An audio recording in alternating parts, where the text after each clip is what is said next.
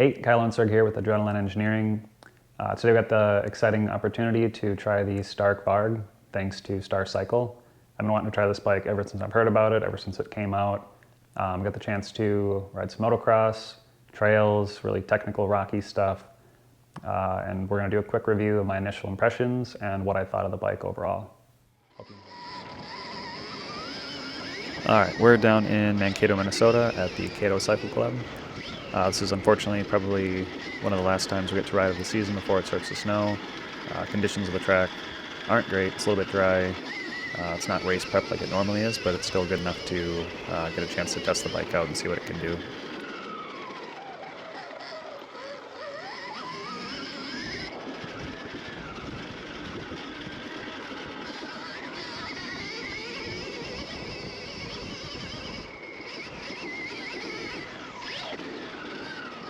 One of the first things I noticed is how smooth the power delivery is and how much you can really control the pitch of the bike in the air just with the throttle alone. I was able to get up to pace and hit all the jumps on the track within about a lap and just felt immediately comfortable on the bike, which is a bit surprising considering I've only ridden other electric MX platforms such as the Alta and KTM Freeride a limited amount.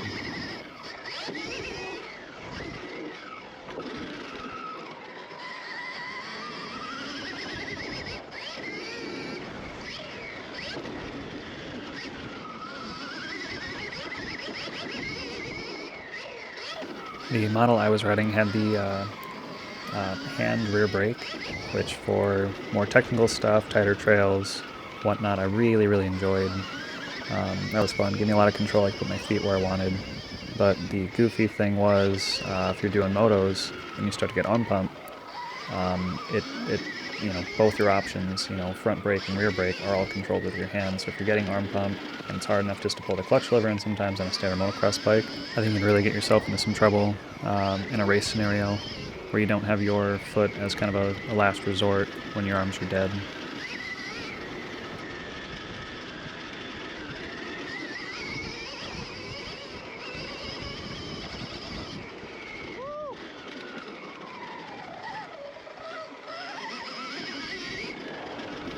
The one big drawback I noticed with the Stark is that after about 15 minutes of moto that you see here, some hill climbs and a little bit of trail riding, I got the battery to go down about 20%, and I was riding probably 80% pace within the video.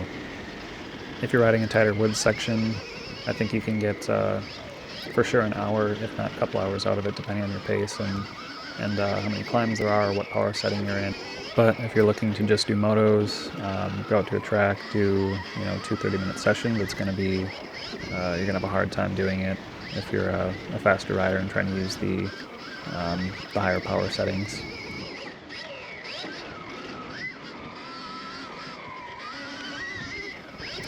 On the exit of this corner up here, it was a pretty wild feeling. It was pulling harder than any 450 I've ever ridden before up this hill. I kept the grip twisted and it just kept pulling and pulling. It was really fun.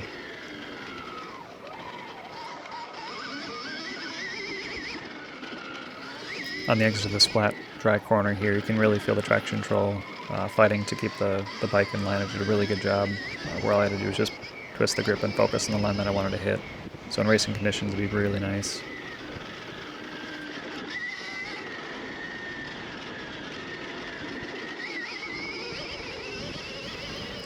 Being a 155 pounds A-rider, the stock suspension and clicker positions from Stark were really stiff on the braking bumps, so you could see the bike moving around me quite a bit, and it was hard to maintain traction in the front especially.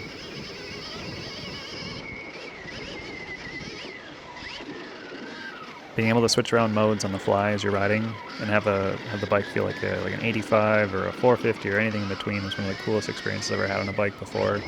So just being able to tune the bike and have it be whatever you want, whenever you want, is incredible.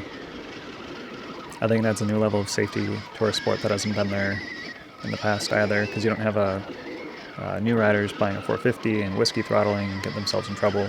With this, you can start at an 85 or 125, and then as the rider progresses and gets more experience, more comfortable, they can continue to crank up the power and have it feel like a 250 or 450 and beyond, even with the 80 horsepower model.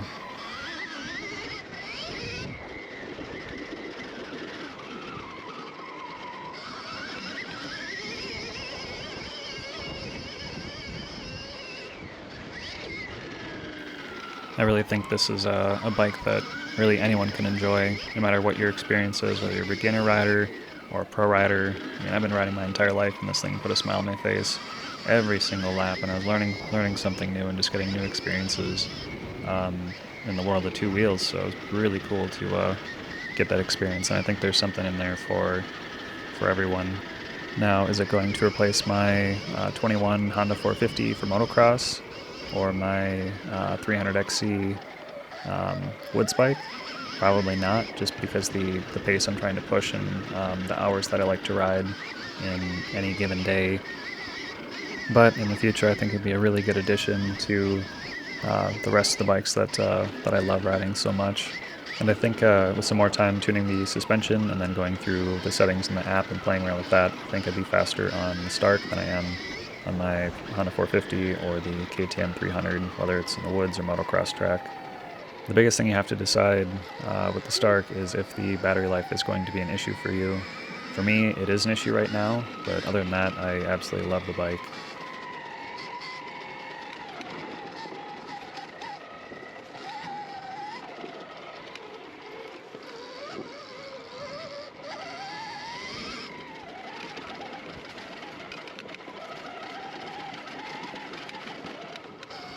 Got a lot of chatter front and rear heading down that hill there, and that's kind of the consistent theme I got riding this Stark through the woods with the stock settings. I think even if you went out with the clickers front and rear, it'd still be stiff for any type of wood riding at any level. That being said, in the rocky, rutty sections of the trail, not so much shown here, the bike wasn't deflecting left or right. The tires maintained pretty hooked up on some pretty aggressive trails, which tells me that the frame is pretty compliant, and it's just a valving change that's probably needed, maybe a spring rate change to get it to work well in the woods.